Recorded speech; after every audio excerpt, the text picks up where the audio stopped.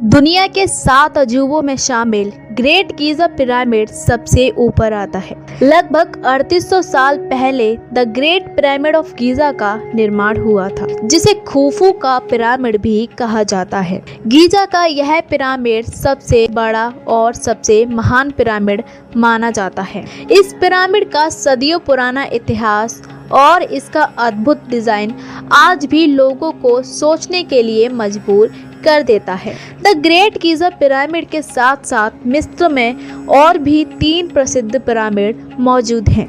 यह हैरान कर देने वाली संरचनाएं उस टाइम बनाई गई थी जब इजिप्ट दुनिया के सबसे अमीर और सबसे शक्तिशाली सभ्यताओं में से एक था। जब पिरामिड का निर्माण किया गया था उस टाइम न ट्रक, न बुलडोजर और न ही किसी भी टाइप की मशीनरी होती थी। उसके बावजूद इतनी बड़ी संरचना को बनाना आज सबको हैरान कर देता है।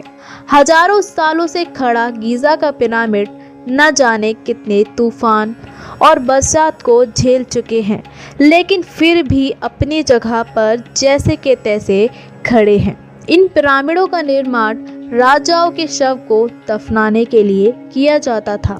मिस्र के लोग मानते थे कि जब इंसान मर जाता है तो उसके बाद भी उसे एक अलग जिंदगी मिलती है, जो उसके द्वारा अच्छे कामों का फल होती है। इसलिए राजाओं को पिरामिड में दफनाते समय वे उनके साथ खाने पीने की चीजें, वस्त्र, गहने, बर्तन, हथियार आदि चीजें रखते थे। पिरामिड के अंदर रखे जाने वाले शव को ममी कहा जाता था। द ग्रेट गीज़ा पिरामिड को बनाने में 20 साल का समय लगा था और उसे बनाने के लिए 1 लाख मजदूर काम पर रखे गए थे। ये पिरामिड सबसे ज़्यादा ऊंचा और सबसे ज़्यादा पुराना है। इसी वजह से इसे द ग्रेट गीज़ा पिरामिड के नाम से जाना जाता है। कहा जाता है कि मिस्र के महान राजा खुफू की मौत के बाद उनके शव को इसी पिरामिड के अंदर दफनाया गया था। इसी वजह से इस पिरामिड को खुफू का पिरामिड कहा जाता है। इस पिरामिड को बनाने के लिए 23 लाख चूना पत्थर ग्रेनाइट का इस्तेमाल किया गया था। गीज़ा का दूसरा pyramid the great Giza pyramid के ही बगल में मौजूद है। इस दूसरे पिरामिड को खुफू के बेटे खाफरे ने अपनी कब्र के लिए बनवाया था, इसलिए इसे पिरामिड ऑफ खाफरे के नाम से जाना जाता है। पिरामिड के सामने एक अजीब मूर्ति मौजूद है जो इसी पिरामिड का हिस्सा मानी जाती है। इस मूर्ति का मुंह एक इंसान के जैसा है और शरीर शेर के जैसा है। गीज़ा का तीसरा पिरामिड आकार में सबसे छोटा है और इसे मेनकार के नाम से जाना जाता है। इस तीसरे पिरामिड को मिस्र के एक राजा मेनकार ने अपनी कब्र के लिए बनवाया था। इन पिरामिड को बनाने के लिए लाखों पत्थरों का इस्तेमाल किया गया था। कहा जाता है कि पिरामिड के निर्माण के लिए पत्थर आसपास के एरिया से लाए जाते थे। वे लोग इन पत्थरों को तोड़ने के लिए एक बेहद अलग तरीका आजमाते थे।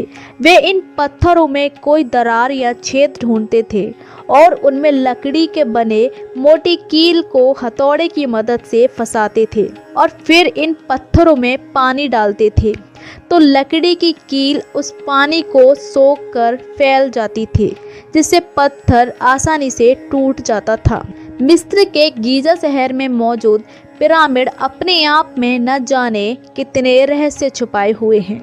हजारों साल पहले ये पिरामिड मिस्र के अंदर वहाँ के राजा और रानी की कब्र को सुरक्षित रखने के लिए बनाए गए थे, लेकिन फिर भी कुछ लोग इन बातों पर विश्वास नहीं करते हैं। कहते हैं कि इन पिरामिडों का इस्तेमाल मिस्रवासी बिजली बनाने के लिए करते थे।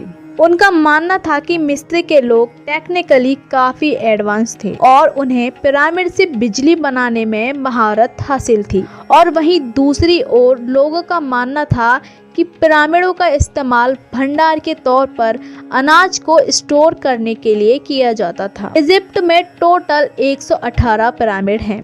इन पिरामिड को ऐसी जगह बनाया गया है कि इन्हें इजराइल के पहाड़ों से भी देखा जा सकता है और माना तो यह भी जाता है कि इन्हें चांद से भी देखा जा सकता है।